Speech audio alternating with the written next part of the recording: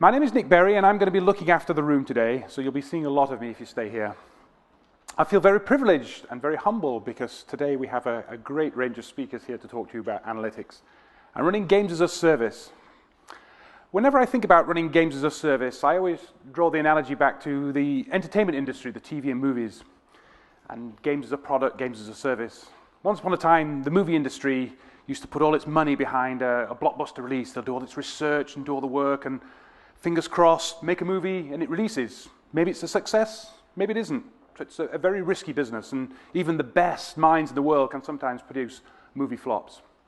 Running games as a service now is a little bit like TV shows and TV pilots. What the studios do now is they place their bets in lots of different areas. They try 5 or 6 or 7 or 8 or 10 or 12 shows. They put the TV pilots out there, and then they do the analytics, and they listen to people. Did you like this show? Did you not like this show? Should it be a cat or a dog? Should this person be Indian? Should this person be African? And based on that feedback, they make shows. And by placing the bets in smaller piles and listening to analytics, they can certainly make shows that appeal to more people.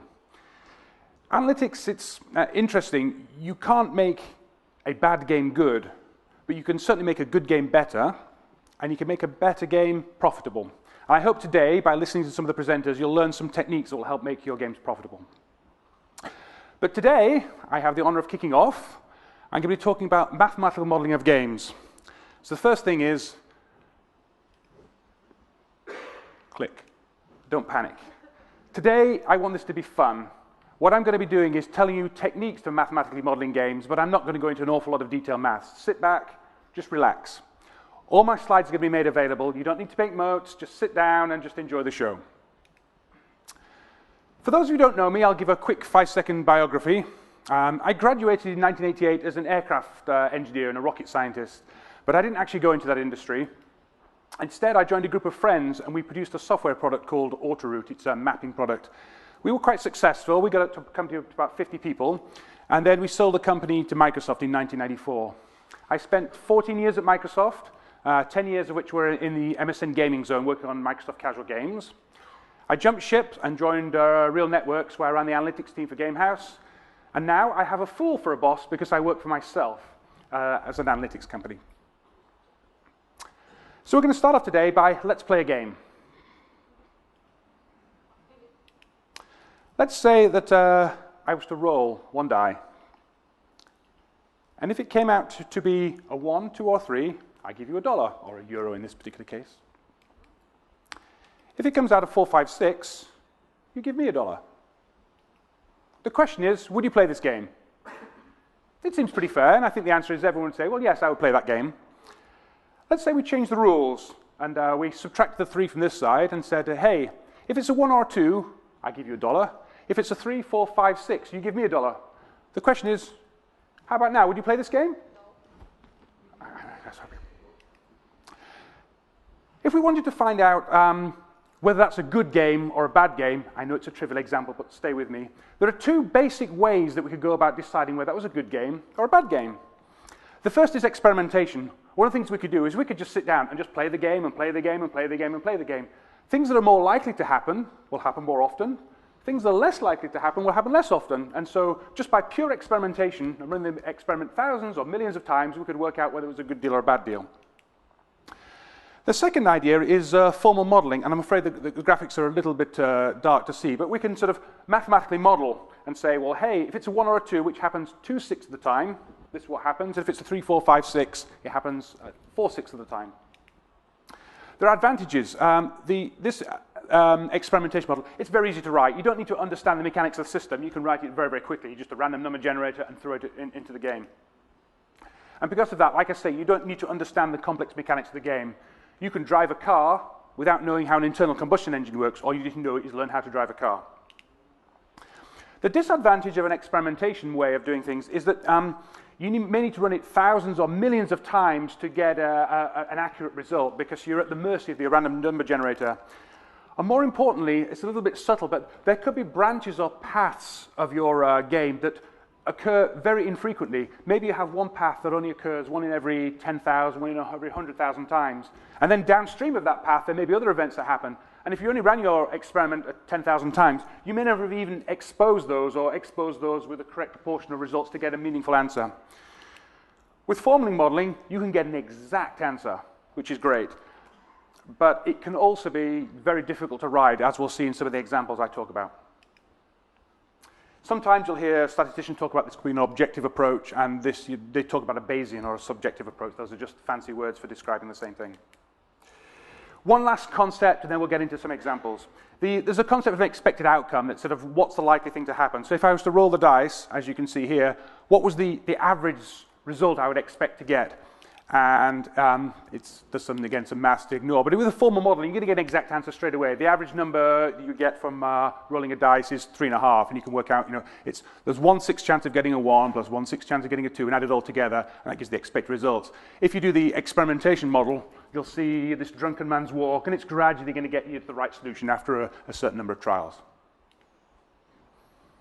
Let's give you a slightly more complicated example. It's a made-up example. It's not really a fun game, but let's say that I was to roll 3 dice. If I get 3 odd numbers, I'm going to re-roll the 2 lowest dice. If there are 2 odd numbers, I just re-roll the single lowest dice.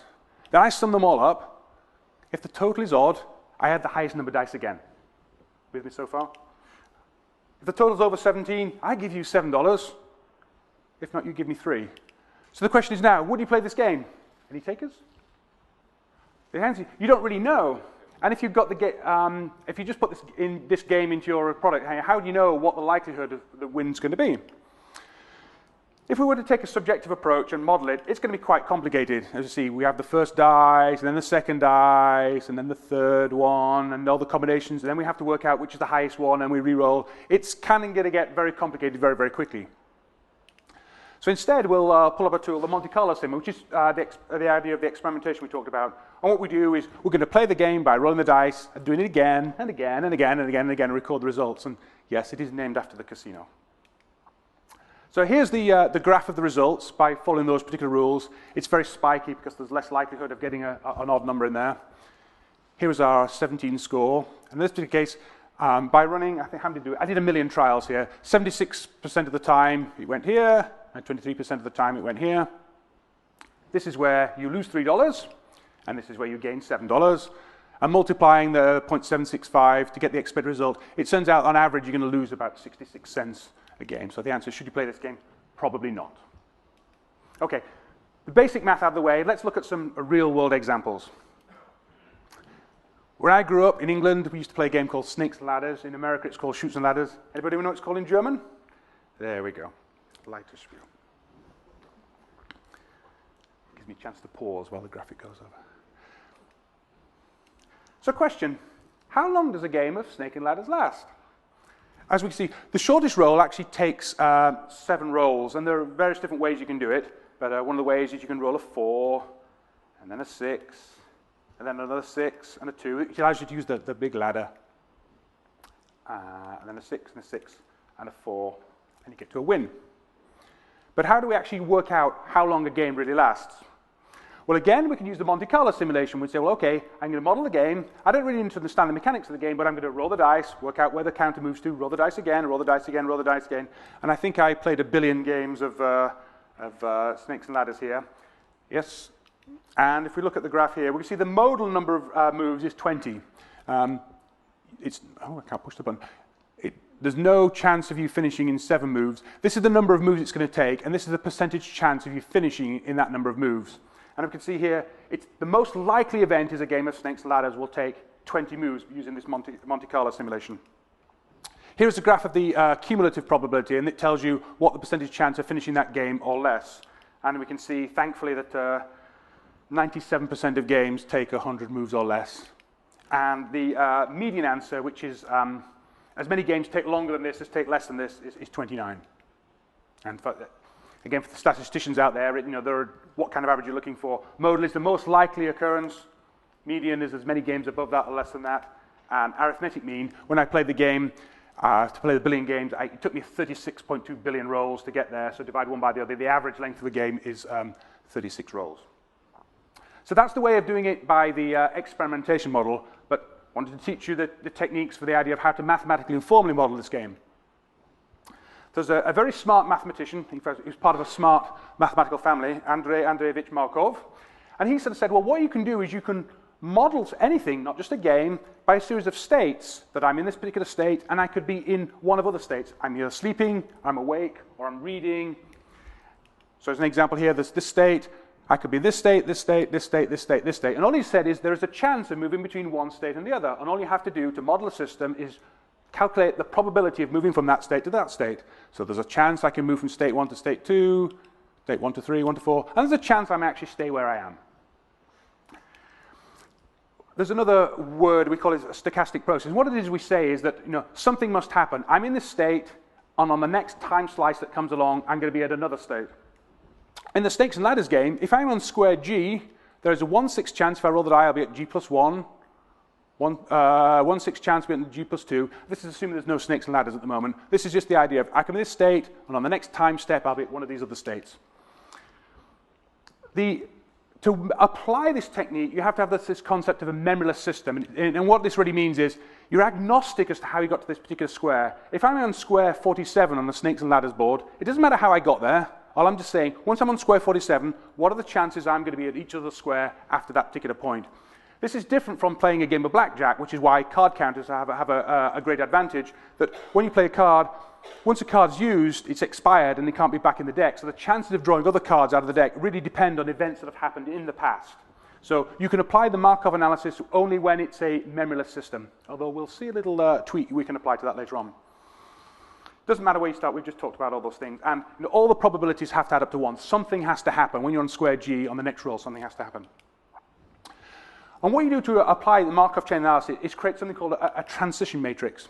And all this is you write down a list of all your states, and you create a probability matrix that says, what is the chance that if I'm at state 3, that I will go to state 4, or if at state I, what is the probability? And you fill this matrix in a series of values that says where I will be. So let's apply this to a very vanilla snakes and ladders board. Here we can see if I was at square 11, there's a 1/6 chance I'll go to square 12, 13, 14, 15. There's a very raw example, assuming there are no snakes and ladders on the board. Now let's put some snakes and ladders on here. Here, if you land on a snake, you land at the head of a snake, slide down. If you land at the bottom of a ladder, you go up. So this is how it will affect the matrix if I sort of go through here. Let's imagine we're on square 18. There's a 1/6 chance I go to square 19. So on row 18 here, it says 1/6 chance I'll go to square 19. If I happen to roll a 2, I would go to square 20, but I can't stay on square 20, so I'd land at square 9. So there's a 1/6 chance I'll land at square 9. 21 and 22, that's obvious. 23, again, I could never rest on square 23. If I landed there, I would go up to square 28. And here's the number that applies here. There's a couple of gotchas, a couple of things we have to watch out for. Sometimes you can get to a square in more than one way, and if we don't add this up correctly, again, it will break the stochasticness. We have to make sure that all the probabilities add up to 1. So imagine we start on square 50. If we get a 1, we go up to this, we use the ladder here. If we get a 2 or a 3, hang on, look at 53. We've actually got a square of 2/6, because it's possible to get a 3 and land on square 53, but if we also rolled a 6, we go from 50, we go to square 56, we'd slide back onto the snake. So either getting a 3 or a 6 would land us on square 53. So there's a 2 in 6 probability chance we would land on that square from square 50. And finally, when you get to the end, you don't need an exact roll to finish. And so if I'm on square 97, for instance, there is a 4 in 6 chance that I'm going to roll the correct number to get to square 100. And when we put all those probabilities in, we get a large matrix. It's not 100 by 100, it's actually 101 by 101, because there's a starting state, which I'm defining as state 0. Everybody who starts a game starts off the edge of the board, and you roll your first dice and move on. So we have a 101 by 101 matrix. We put all that into a large matrix, and this is where the fun begins. We put in our starting state, and our starting state is that, in this case, everybody starts off the board. So we put a column vector matrix that's all zeros, and there's an identity, there's just 1 at the bottom. And we multiply, and we get our results of the ending states. So let's look at an example of this. Here's our board, and we multiply by that matrix the first time. And what I'm doing here is I'm shading the squares proportional to the probability. You'll see that there are 6 possible outcomes. I could roll a 1, and I'll land up here. There's a 1/6 chance here. There's a 1/6 chance I'll land here, 1/6 chance I'll land here. There's a ladder here, 1/6 chance here. So this is the distribution of the probabilities. After one roll, there's a 1/6 chance I'll be all these particular squares. Again, this is the fun part of the Markov things. What do we do now? we get rid of the starting states, and we feed back. We use those ending states now as the beginning, as the food for our new process. So we multiply again, shake all the numbers, and what we get out is the new ending states. Let's take a look at that. This is our starting state for the second roll. And here are the results that we get after the second roll. We can see it's impossible to get to here. This is where, if we landed on this particular ladder, there's a 1/6 chance here, the 1/36 chance of all the things going on here. High probability of these particular areas, because this is 1, 2, 3, 4, the 7th in, it's more likely to roll a 7 with 2 dice, so this is why there's a stronger probability here. Okay, we can wash, rinse, and repeat and sort of go all the way through. This is what it looks like after 3 rolls, 4, 5. I'm afraid the contrast on the screen is not high to see everything that goes on.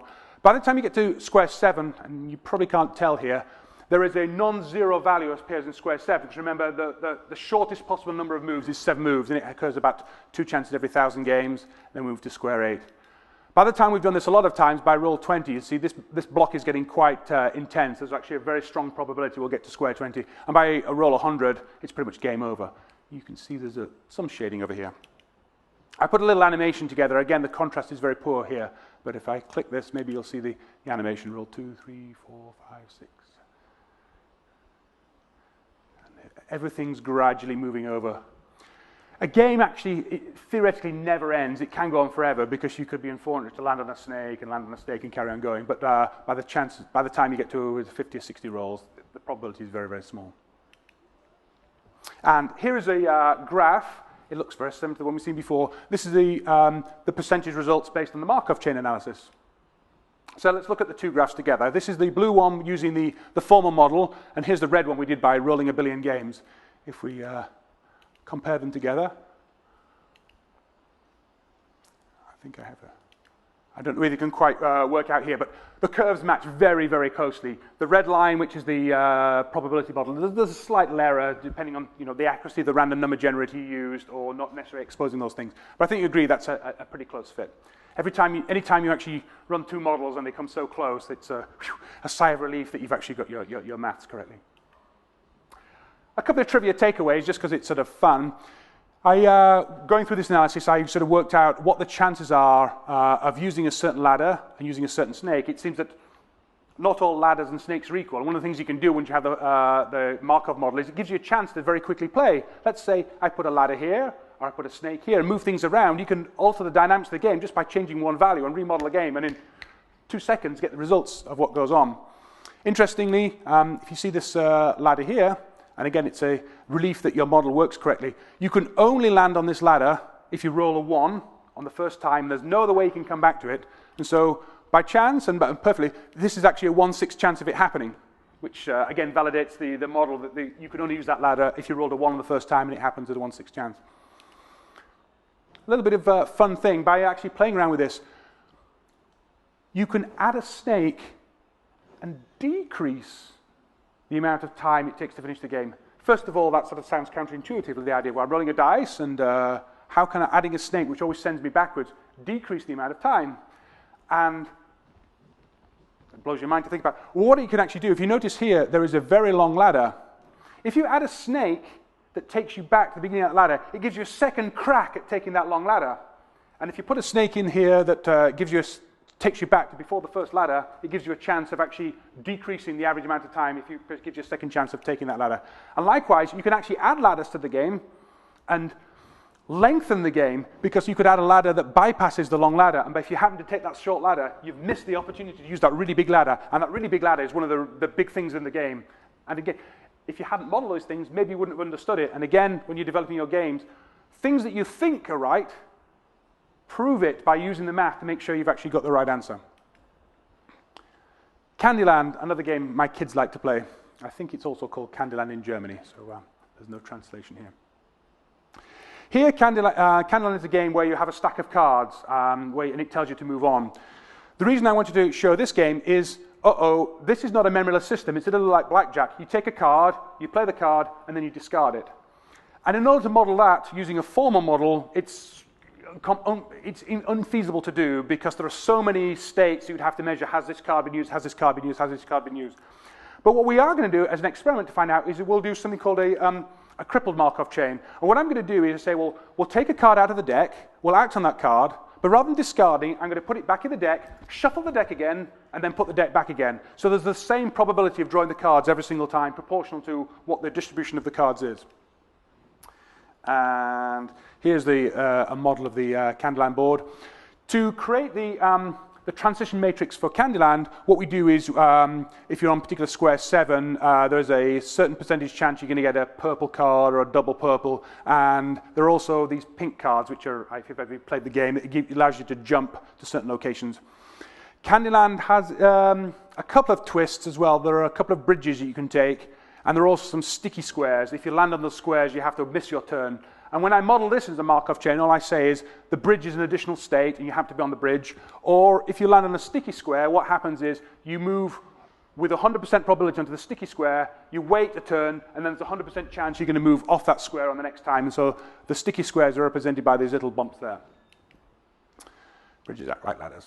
Here is what the probability is after one move, and you can see there's a certain chance here. This shows that you're actually sitting on the bridge. There's no chance of you finishing the game after one move. Here's what happens when we roll around for 2 moves. You can see here, these are the pink squares, if you land on the special characters. This is the ice cream, and this is the candy cane.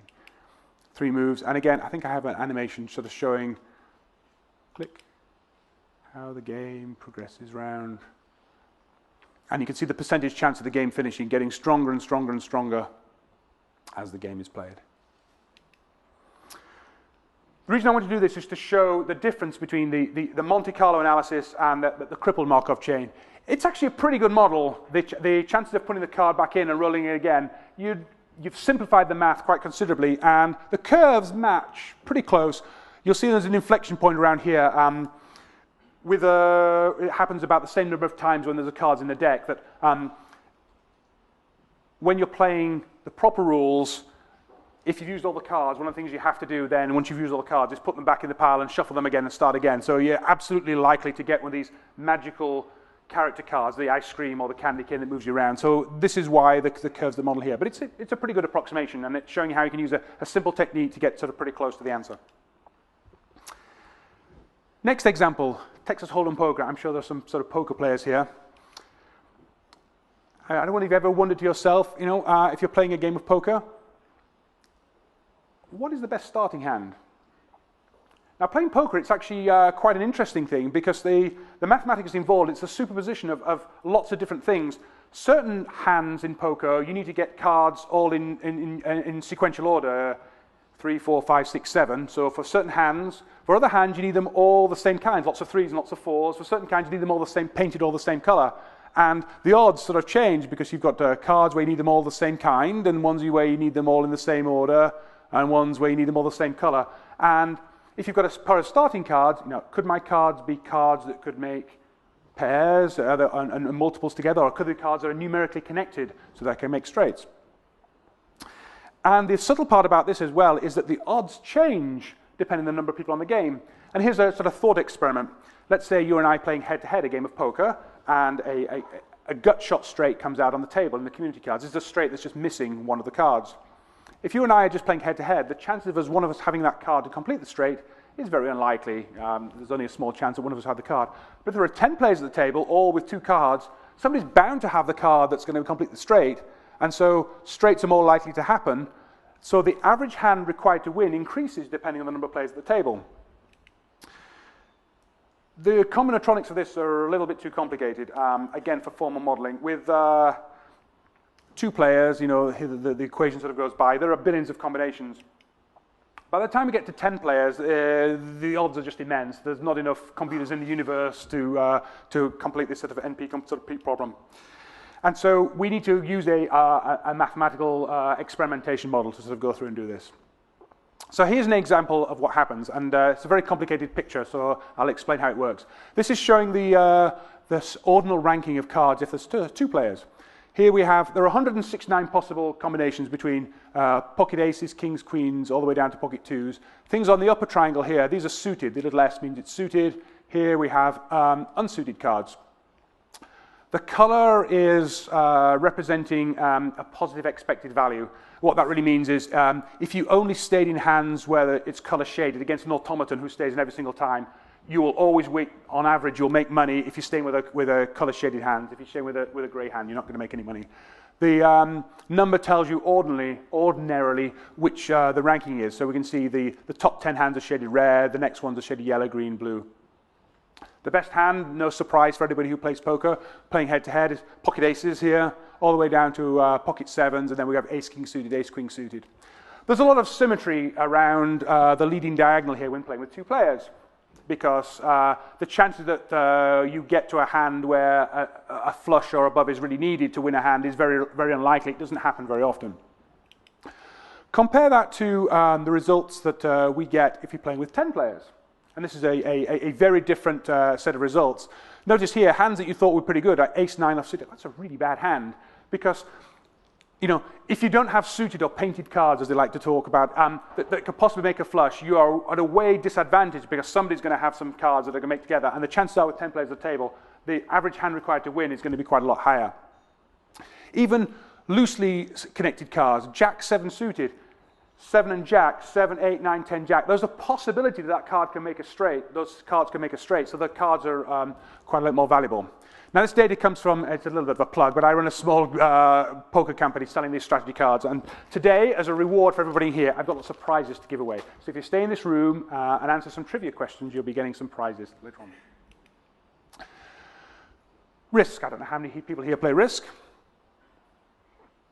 Next example. The basic mechanic in Risk is the attacker rolls up to 3 dice, the defender rolls up to 2. You match up the highest dice and the medium dice against it, and in a tie, defender wins. So again, the subtlety here, the attacker has the advantage because he can roll more than 1 die, but the defender has the advantage because in a tie he wins. Where does that sort of balance out? Well, again, we can model this in different ways. And we could do this huge tree and sort of go through. But at the end of the day, here's an example where we can actually just use brute force. It's just simple. There are only 7,776 possible combinations for how those 5 dice can go together. Rather than create this huge tree and try and work out the probabilities, chances are you're going to make a mistake. In 10 minutes, it's not even an interview question. You can write a little bit of nested sort of code and say, okay, who's going to win? And you can look at the results here. This is for the attacker dice, roll 3, 2, 1, here's the defender. And here we can see out of the possible combinations, this is where the attacker wins 2, this number of times, this is where the defender wins 2, and this is where it's 1 each. You see, 1 attacker versus 2 defender, the defender has a really strong advantage. That's fine for the basic battle, but of course when you play Risk, it's done as a series of rounds. You roll, and then you make results, whoever wins, and then you roll again. So for this, we will use a recursion technique. Here we have an example where the attacker has 7 and the defender has 5. As we know, it's a 3 and a 2 roll.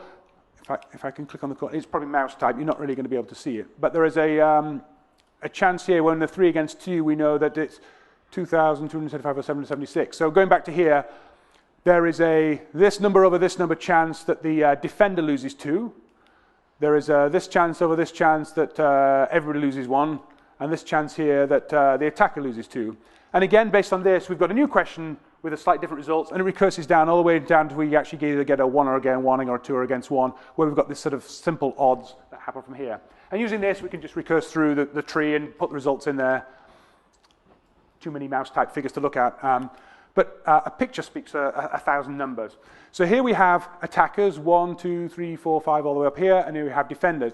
And what I've done is I've shaded the graph red, where there's a chance for the probability that the attacker has the advantage, and blue, where the defender has an advantage.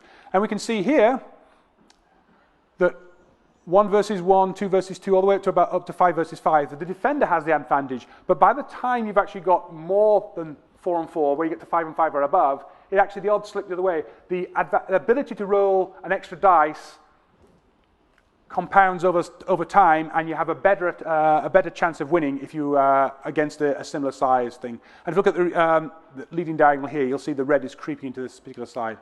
This is a 95% confidence level to the idea of showing what sort of goes on. So if you're playing Risk, a strategy, it's better to attack than defend, so be aggressive. It's always attack with superior numbers, and if you're attacking a region, make sure if you're going like for like that you have more than 5 on 5, and then the odds are in your favor. I teased a little bit about this presentation about how does it affect in social games. What happens if it goes wrong? Let's imagine in your large social universe you have a little casino or a metagame inside the game where people can put their currency in and play virtual games inside there. If you get it wrong and the games are too loose, currency is going to flow into the game. And stick around in the room because lots of people this afternoon are going to be talking about balancing their virtual economies. And what's going to happen is you'll get this rampant inflation. Here's a character here, and he's saying, hey, what's the value of the shield? It will be 10 gold pieces in terms of the internal currency. But if he can go to the local casino where there's a loose game and make sort of plenty of money, 10 gold pieces really doesn't mean 10 gold pieces anymore because money is like dirt. You can pick it up anywhere, and so the price sort of goes up. And if you've got people buying your in-currency game with real money, it doesn't really mean anything anymore, and all of a sudden inflation sort of goes through the roof. You have to very carefully control the game.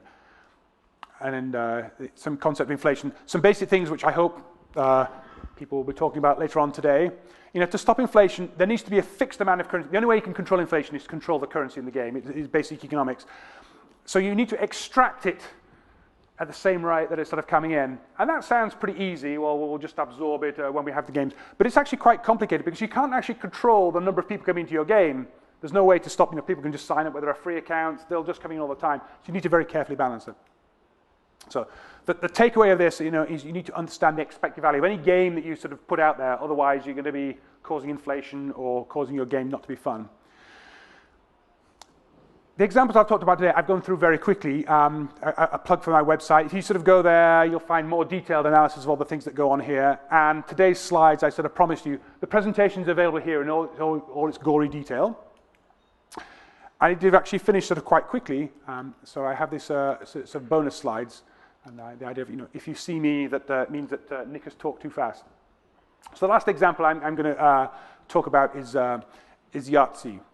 So what's the probability of rolling a Yahtzee? It's pretty easy to work out. And in one roll, it's very easy. You've got a 1/6 chance that you roll the first. Think about the first die gets rolled. There's a 1/6 chance that this one will match, a 1/6 chance that this one will match. So there's 1 in 1,296 chance, because you don't care what the Yahtzee is, whether it's 1s or 3s or 4s. So that's pretty easy. But of course in Yahtzee we all know that we can keep some and then roll again. So what is the probability and how do we go about calculating it? Well, again, we can bring our wonderful chain, the Markov chain, and we create this transition matrix. So we'll have a series of states. This is the state where we have 1 of a kind, meaning kind of nothing. This is where I have a pair, 3 of a kind, 4 of a kind, and 5 of a kind. And this matrix here tells you the probability on the next roll of moving from this state to the next state. It's an absorbing system, as we see here. If we get rolled 5 of a kind, there's a 100% chance we're going to get 5 of a kind. We just don't roll again, or if we did roll, we'd say it's a null roll. If we have 4 of a kind, there is a 1/6 chance that we'll transition to state 5. We'll get it at 1/6, and then because the probabilities all have to add up to 1, there's a 5/6 chance that we'll miss our roll and we have to roll again. If we had 3 of a kind, the chances are 1 in 36 that we'd get the 2 that we needed, and you can also work out there is a 25 over 36 chance here. We have to be very, very careful, and I've actually seen people on the internet where people sort of get things wrong. Some people get these numbers wrong, and again, imagine this, work through with this. You roll the dice, and you get a pair of 6s. So you put the 6s off to one side. I'm keeping my pair. And then we roll the 3 dice again, and we roll the dice again. Of course, we have a 1 in 216 chance that we'll get all 6s and game over. But 2 things could happen. I could get 1 or 2 more 6s to add to my pile of 6s. But what happens if I roll 3 5s? I'm going to switch and keep my 3 5s and then re-roll my 6s because it's a better chance of me sort of going forward. So the chances here are not just the chance of moving between 2 and 2. The chance on here, we have to subtract the chance that we would actually get 3 of a kind. If we get 3 of a kind with the other dice and switch them over. So that's to watch out for that. And the answer is, if anybody's interested, the chance of rolling out, it's you can actually work it out exactly, but the denominators are so large. It's actually just over 4.6% chance of rolling a Yahtzee. And for the details of walking through all of this, again, you can read the details here. But if you're like my kids, they don't get the Yahtzee. But Daddy, can we just have one more roll, one more roll, one more roll? And again, that's one of the things you do with the Markov. Just multiply the transition matrix by again and sort of go through. And this is the 4.6% chance here. You need to get to about, I think it's about 10 rolls before you get a 50-50 chance. And by the time you've rolled, 30 or 40 times, you have to be pretty unlucky not to get a Yahtzee. And again, one of the benefits of the Markov analysis, you can look at the matrix. You can find the probability of not just fitting a Yahtzee, but you can work out the chances of you landing on any particular square. So this is showing you what the chances are that you get a singleton, a pair, all the way through for the various different rolls up to 25. And again, it's amazing unlikely you'll end up with nothing at all. And the chances are that you get at least a 4 of a kind or a Yahtzee. And with that, I really have talked you off your feet. I'll happily answer any questions, or if not, you can escape and get a coffee and ready to come back for the next presentation.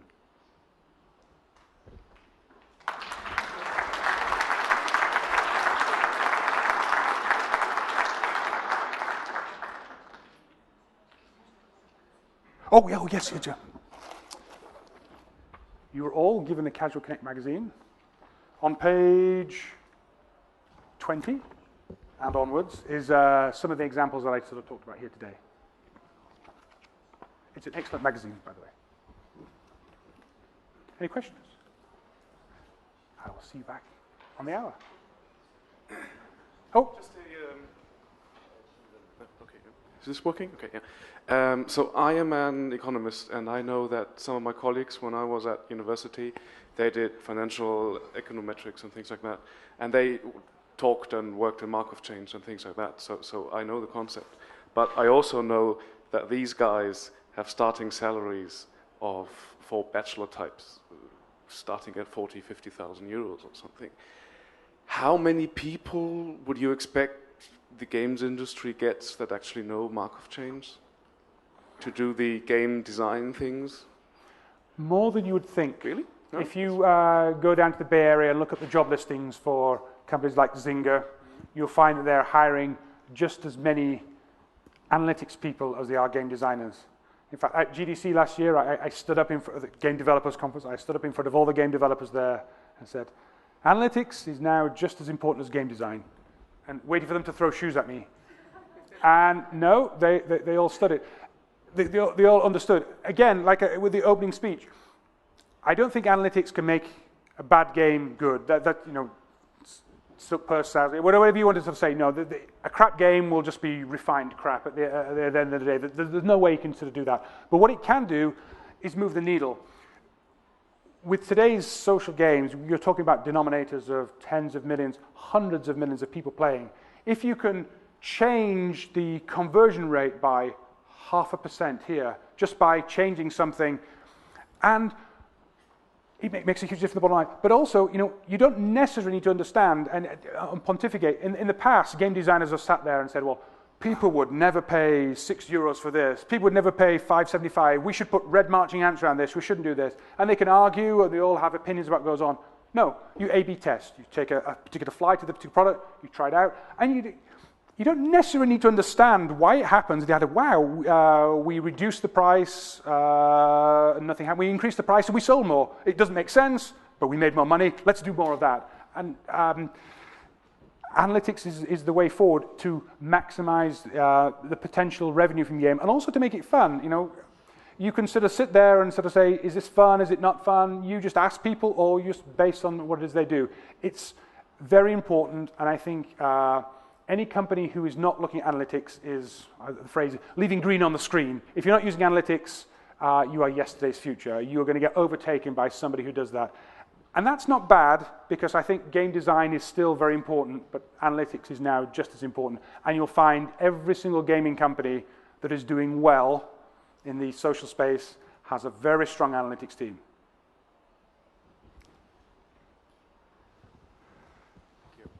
Thank you. So thank you for your speech. How would you, a question I would have, how I would apply that to a strategy-oriented game, which has many, many turns and many, many more resources or alternations that result out of that?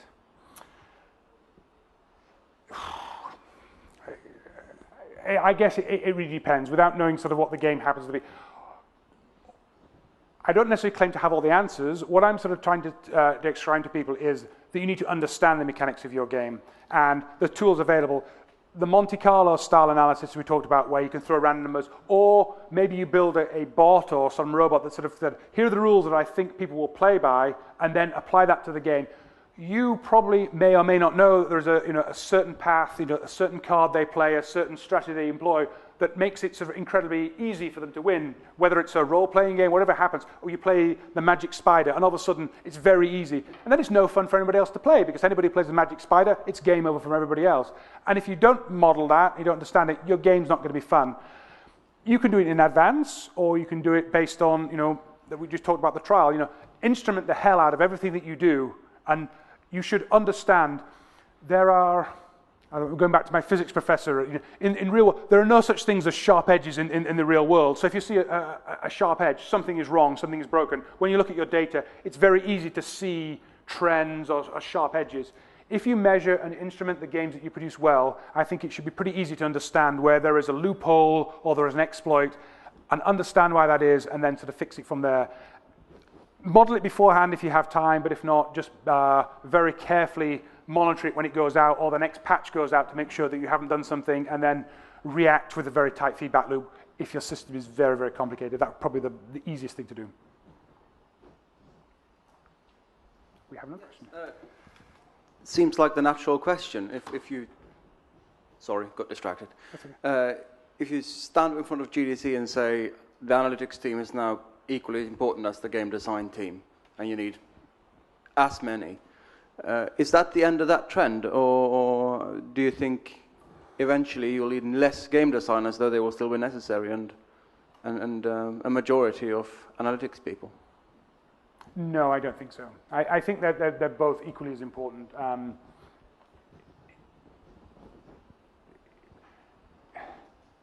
No, I think I try to think of a good analogy or a good example of some other industry that goes by. The car industry, how do you buy a car? You don't just buy a car based on its 0 to 100 kilometer performance, its top speed.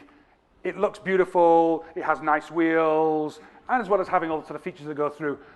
The human being as a human being, a game has to be fun. Fun games are balanced games, but the games are still fun. So there is plenty of space for game designers, and there are plenty of space for analytics people, and they need to sort of go hand in hand. I think analytics is very good because you can't argue with data. Sometimes at companies there are 2 or 3 very creative people, and they're the ones who control the gate of what sort of goes on. But with the right analytics or the right metrics that goes on, it gives a common playing field for everybody to go through and say, well, we tried these things, and this is what happened. We tried these things, and everybody can look at the results and decide, I need to do more here, I need to do less here. It's a tool. It's never going to replace people. I think the 50-50 split is fair, and it will change depending on the kind. I think some of the Zynga-style games probably are more analytics and less game design, and there are lots of people in this room who are very good game designers who will sort of say less analytics, but you need both. Thank you.